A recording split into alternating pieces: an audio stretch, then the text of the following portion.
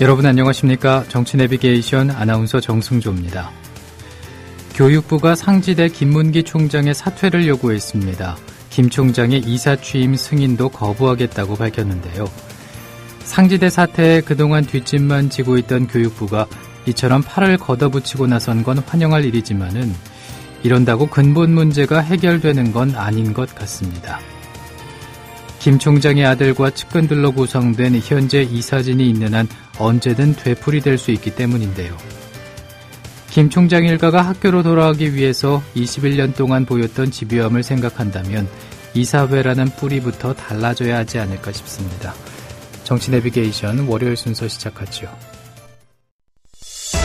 국민 라디오와 국민 TV를 다시 읽고 듣고 보실 수 있습니다. 대한민국 공정언론의 산실, 미디어 협동조합이 만든 인터넷 신문. 기자들이 현장에서 보내온 생생한 속보, 전문가들의 깊이 있는 분석. 국민 TV 뉴스. 국민 TV 뉴스. 국민 TV 뉴스. 국민 TV 뉴스. 공정뉴스의 관문 news.국민.tv. 지금 접속하세요.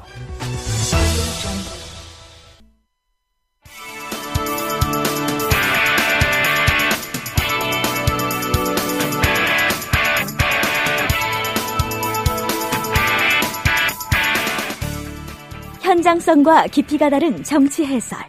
지금 여러분께서는 정치 내비게이션을 듣고 계십니다.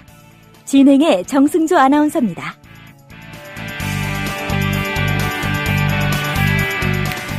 계속해서 정가레이더 시간입니다. 월요일 이 시간은 박상철 경기대학교 정치전문대학원 교수와 함께합니다. 안녕하십니까? 네, 안녕하세요. 예. 새정치민주연합에서 다시 새누리당을 향해서 여야 유가족이 참여하는 3자 협의체 참여를 촉구하고 나섰는데 여당에서는 적절치 않다 이런 반응이 나오고 있지 않습니까? 네, 예. 3자 협의체에 대한 의견은 어떠십니까? 글쎄요, 지금 정치권이 여당의 가장 큰 책임이지만 여야가 지금 세월호 참사 해법을 풀어가는데 엉망이거든요. 예. 어떤 재협상안이 받아들이지 않은 것에 대해서 방금 출구라고 이야기했는데요. 여야하고 유가족 협의체를 만들어서 한다. 이것도 출구 중에 하나일 수는 있어요. 그러나 그 출구가 작은 출구죠. 이 문제의 해법은 뭐냐면 우리가 처음으로 돌아가야 되는 겁니다. 예. 정치권에서만 해결될 문제가 아니라 우리나라 대통령 책임제에서는 또 대통령이 분명히 발언을 했기 때문에 대통령이 피하지 말고 대통령도 같이 유가족과 대화를 나누는, 그래서 지금 만약에 3자라고 이야기했다면 대통령도 가세한 4자 회담을 했을 때 저는 이 문제가 해결된다고 보죠. 예. 근본적으로 해결되기 참 어렵다라고 생각이 듭니다. 예. 그러니까 박근혜 대통령도 참여를 해야 된다 이런 말씀이시죠? 그렇죠. 국가를 개조한다 그러고 온갖 대통령으로서 이 문제를 슬퍼하지 말아라, 모든 걸 해결하겠다라고 이야기를 했으면 거기에 대한 10분의 1에 대한 기대라도 좀 응해줘야 되는데 이것을 여야한테 맡겨버리니까 정쟁으로 가고 있는 모습들이 너무나 안타까운 거 아니겠습니까? 예. 세월호법을 둘러싸고 여야 대치가 이제 장기화 조짐을 보이면서 여당 내에서 양보론이 나오고 있는 것 같기도 합니다. 여당에서 통 큰 양보를 해서 3자 협상에 나설 가능성이 있을까요? 어떻게 보십니까? 사실은 이 문제를 풀 때 예. 대통령이 이제 이건 국회에서 법을 만들어서 해결해야 될 문제다라고 이제 선을 긋는다면, 여기서 유일하게 해법을 찾는다면 사실은 새누리당에서 통 큰 양보를 해야 되는 거죠. 예. 지금 새누리당이 지금 새정치민주연합을 향해서 대승적 결단을 해달라고 자꾸 이야기를 하고 있는데, 그렇죠. 그것은 민생법안이라는 일종의 명분을 가지고 이야기하고 있지만 이것은 그 문제가 아니라고 봐요. 이 세월호 참사의 문제는 법으로 해결할 수 있다는 것은 국회한테 어떤 기회를 주는 거거든요. 예. 그렇다면 역시 158석가이니까 예. 거대한 여당을 가지고 있기 때문에 야당한테 무슨 해법을 찾을 게 아니라 여당이 그야말로 통 큰 양보를 한다. 그러면 저는 출구는 볼 수 있는 문제라고 생각합니다만은 과연 그게 어떤 방향일지에 따라서 또 하나의 어떤 접점이 생길 수 있는 부분은 분명히 저는 있다고 봅니다. 예. 근데 이제 여당의 입장에서 통 큰 양보를 해야 된다 이렇게 말씀을 해주셨지만은 야당에서의 어떤 그런 야당의 역할, 이미 얘기가 많이 나온 상황입니다만 야당도 이제 협상 과정에서 이제 제 역할을 많이 못한 상황이지 않습니까? 그렇죠. 야당이 리더십이 많이 무너졌지 않습니까? 예. 예를 들어서 세월호 참사에 관련돼가지고 어떤 협상을 가져와도 당내 의견들이 다양하단 말이죠. 모든 정당이 다양할 수 있는데 이것을 하나로 가는 리더십의 어떤 그런 것들이 무너져버린 상황이라서 야당이 제 역할을 하고 있지 못하는 건 사실이거든요. 예, 그래서 예. 이번 사건을 본다면은 양비론으로 봐서는 안 되겠지만은 새누리당은 애초에 세월호에 관련된 어떤 유가족의 어떤 기대에 대해서 저버리는 매정함이랄까 할까 뭐 거짓까지는 아니었다 할지라도 그런 거 같고 그 다음에 역시 새정치민주연합이 야당으로서 어떤 강하게 무언가를 갖다가 국민들과 같이 공감하면서 여론을 끌고 갈 수 있는 그 일관된 리더십이 없는 것. 이것도 그 새정치민주연합은 지금 사실은 비난의 대상에서 벗어날 수 없는 것이라고 볼 수가 있겠습니다. 예. 말씀해 주신 것처럼 비난에서 벗어날 수 없는 그런 야당인 상황인데 그렇다면 박 교수께서는 그러면은 이제 야당이 어찌됐든 이제 역할을 제대로 하지 못하고 있는 상황에서 앞으로 제대로 역할을 하기 위해서는 어떤 것부터 바로잡아야 된다고 생각을 하시는지요? 저는 아주 기초적인 부분이 굉장히 중요한 것 같아요. 예. 지금 국민의 뜻이 무엇이냐 또는 유가족도 소리가 꼭 하나 아닐 수가 있지 않습니까? 예. 유가족의 뜻이 무엇인가 그에 따라서 새정치민주연합이 따라갈 게 아니라 지금 중요한 것은 새정치민주연합이 하나의 의견을 만들어내는 당론을 만들어내는 과정을 빨리 좀 기강을 잡아야 될 것 같아요. 아, 그렇게 보시는 이유가 무엇입니까? 왜냐하면 지금 어떤 사람은 단식을 하고 있고 또 어떤 사람은 여당과 협상을 하고 있고 예. 이러한 모습이 국민들이나 유가족한테는 당내 의견이 분열되어 있다고 보거든요. 예. 그러면 야당이 숫자는 작아도 야당이 강한 것은 하나의 목소리를 가지고 지속적으로 끈질기게 물고 나는 그런 맛이 있어야 되는데 예. 새정치민주연합이 지금의 그 모습은 유가족인 당사자들 일반 국민들을 볼 때 당내의 어떤 당권 싸움을 한 게 아닌가 이런 예. 오해까지 받고 있는 문제란 것이죠. 예, 그래서 예. 세월호 참사에 대한 확실한 해법을 가지고 나오는 것 이게 저는 중요하다고 보고 그것을 당론으로 빨리 시급하게 저는 정해야 된다고 봅니다. 그러니까는 이제 하나된 모습을 보여줘야 된다 이런 말씀이시죠? 굉장히 중요하죠. 예. 세월호 참사와 관련해서 이제 유민 아빠 김영호 씨가 병원에 이송되면서 세월호 유가족들 박근혜 대통령과 면담을 요구하면서 농성을 하고 있는 상황인데 야당도 박 대통령이 유민 아빠의 병문안을 와달라고 요구하고 있습니다. 또 여당 내 일각에서도 박 대통령이 유족을 만나야 한다 이런 의견이 나오고 있습니다. 박근혜 대통령 어떻게 해야 된다고 보십니까? 저는 한마디로 박근혜 대통령이 유민 아빠를 만나지 않은 이유를 저는 모르겠어요. 예. 만약에 선거 기간에서 분명히 100번이라도 만났을 겁니다. 예. 저는 박근혜 대통령이 이것이 나중에 어떤 부메랑으로 돌아올지 저는 정말 상상하기 힘들 것 같고요. 일단 저는 여야가 지금 이야기하고 있는 것이 이제 유민 아빠를 만나다는 건 뭐냐면 뜻을 받아들이라는 게 아니라 예. 정치권에서 특히 가장 큰 정치인이 대통령 아닙니까? 예. 같은 해법을 찾고 있다라는 모습을 보여줘야 되는데 단식 40일을 넘을 정도로 어쩌면은 교황이 오시지 않았으면은 어땠을까라고 할 정도로 대통령이 이 부분에 대해서는 너무나 외면하고 있는 것 이것이 대의민주주의 원칙을 지켜야 된다 여야가 둘이 대화 나눠야 된다 이런 어떤 경직된 원칙에 빠져들었다는 생각이 들거든요. 예. 저는 여당에서 지금 여당 내에서 대통령이 유민 아빠를 만나라는 소리는 그것은 정말 상식의 소리라고 생각합니다. 그런가 하면은 유민 아빠가 만나달라고 이렇게 단식 농성을 하고 있는 상황에서 또 군부대 시찰도 하지 않았습니까? 네, 예. 예, 그 기사 보고 어떤 생각을 하셨는지요? 그게 당사자라면 정말 야속할 거라고 보고요. 예. 제가 국민 한 사람으로 볼 때도 대통령 마음속에 세월을 완전히 잊어버렸겠어요. 그런데 정말 현재 가장 급한 일이 무엇인가 라고 생각한다면 누가 봐도 세월호 특별법인가 유가족의 그 문제 아닙니까? 예. 그래서 이건 오히려 어떤 모습 대답하지 않은 것보다도 더 얄미워. 그러니까 나는 관심 없다. 그래서 대통령에 대해서 유가족이 어떤 절망감을 느낀다는 그런 사진으로 저는 사진으로밖에 안 보이더라고요. 물론 예. 군 시찰도 중요한 문제죠. 그러나 세월호 문제 가능하는 뭔가 집중적인 그 모습을 대통령이 좀 빨리 좀 보여줬으면 좋겠다. 이것도 또 하나 상식 아니겠습니까? 예. 여당에서 이제 뭐 앞서 얘기를 해봤지만은 양보론이 나오고 있는 한편 야당에서는 세월호법과 민생법안 분리 처리 주장도 나오고 있습니다.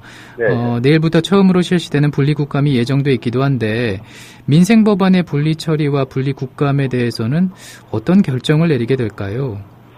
참 이게 좀 뼈가 엉켜버렸어요. 예. 분리국감이라는 것이 사실은 오늘까지 법안을 여야 간에 아직 법안 통과를 안 했거든요. 예. 국정감사에 관한 그 법률을 개정을 해서 분리국감을 내일부터 26일부터 시작하는 거 하자는 거거든요. 그래서 정기국회 시작하기 전에 10일간 하고 또 10월 달에 가서 11일간 함으로 해서 정말 그 국정감사로 인해 가지고 국정이 마비된 걸 막자. 이건 굉장히 합리적인 여야 간의 합의였어요.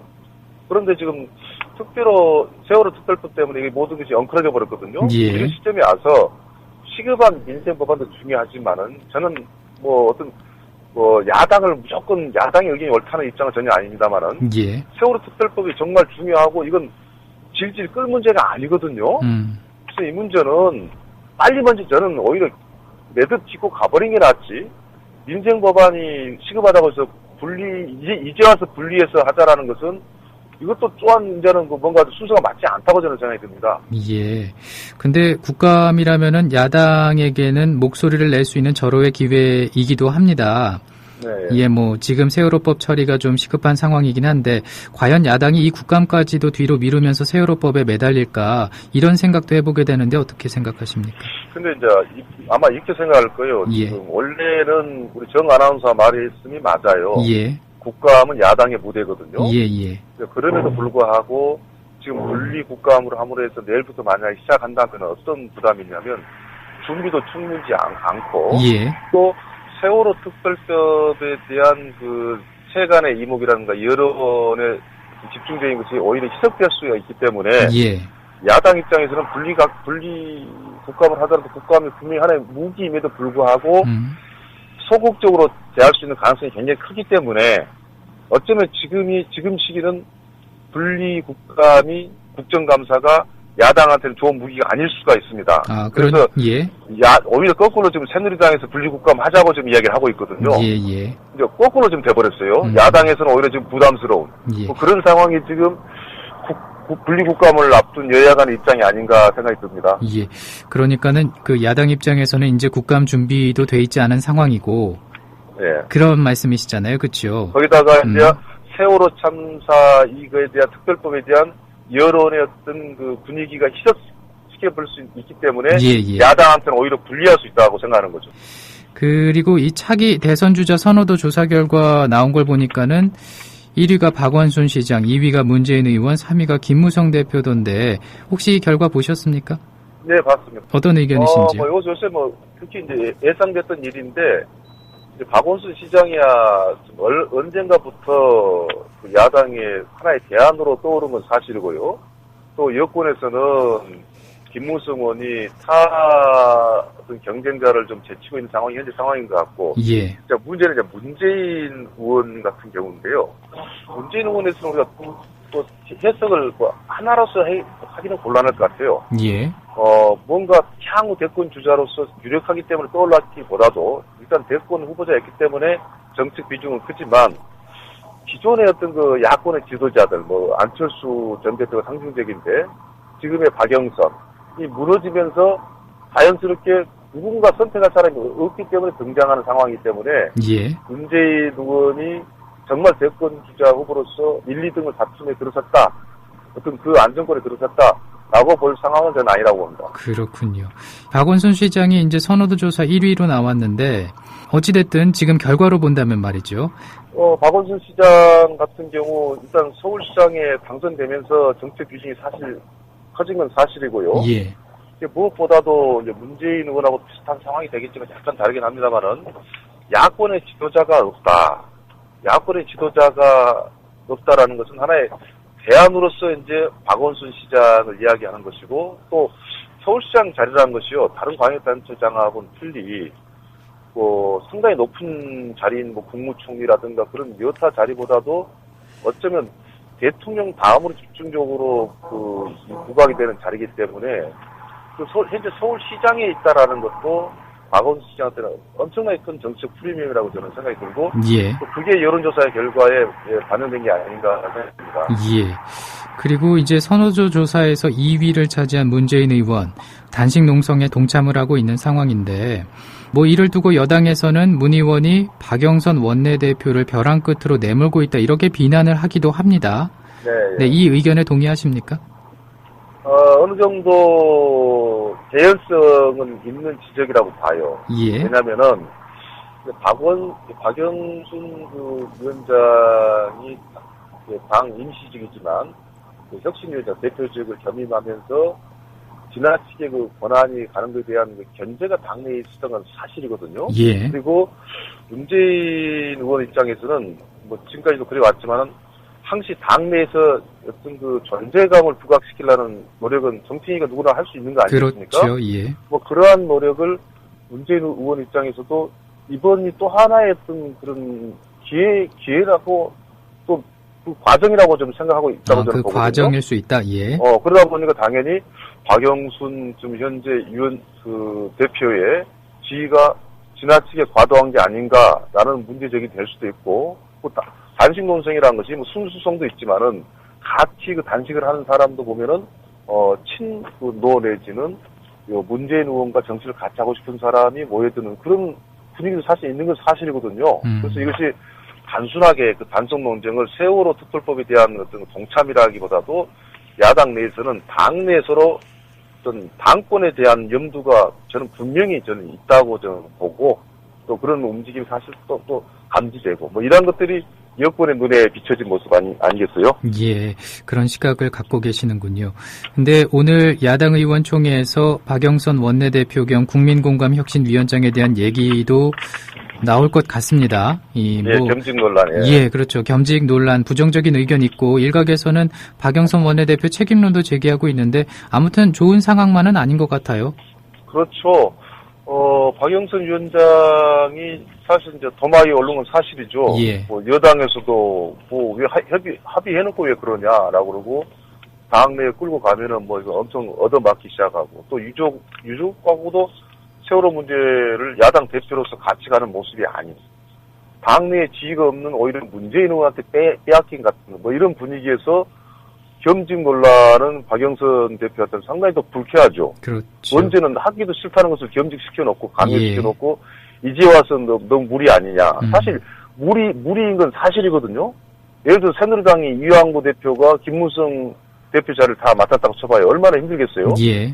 특히 야당 더 힘들죠. 그렇기 때문에 사실 겸직은 뭔가 변화를 주고 또 당내 비상대책위원회는 한 달 내로 간단히 끝낼 문제고 당 혁신은 또 현역 의원이 맡아서는 안 될 그런 부분도 있기 때문에 합리적으로 조정을 저는 해갈 필요가 있다고 보고, 뭐 그런 것들이 이제 박영선 대표 입장에서는 좀 선뜻 이렇게 뭐 내키는 분위기는 아니지만 뭐 그 겸직 논란은 분명히 현재 야당으로서는 어떻게든 좀 해결해야 될 그런 부분은 또 사실이라고 생각합니다. 예.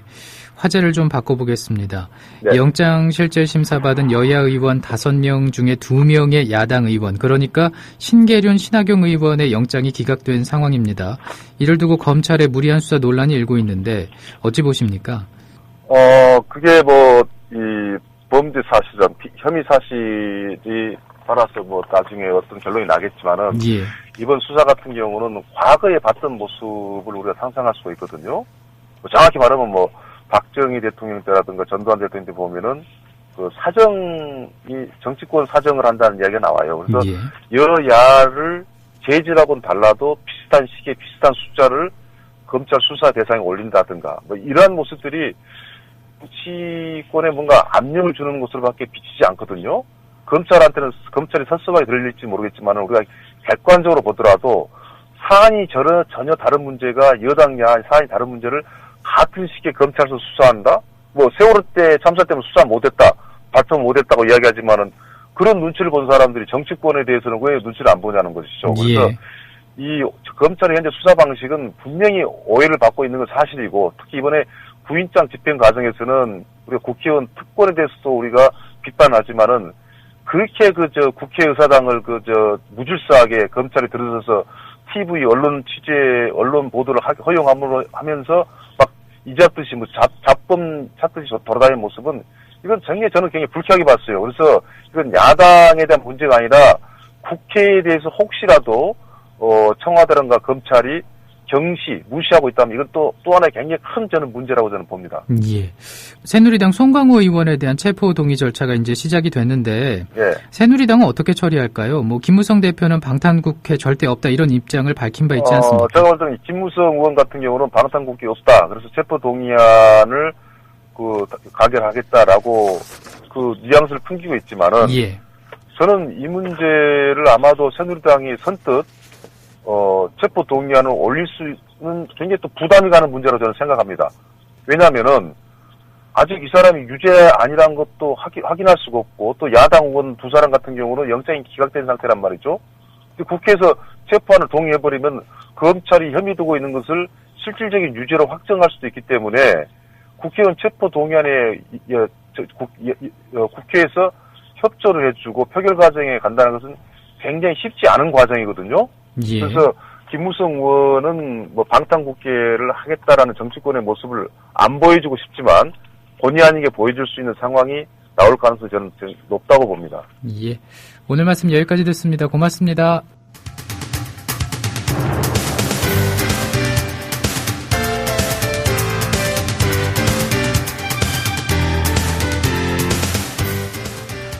정치 내비게이션 월요일 순서 마치겠습니다. 한 주 활기차게 보내시고요. 내일 아침 7시에 인사드리죠.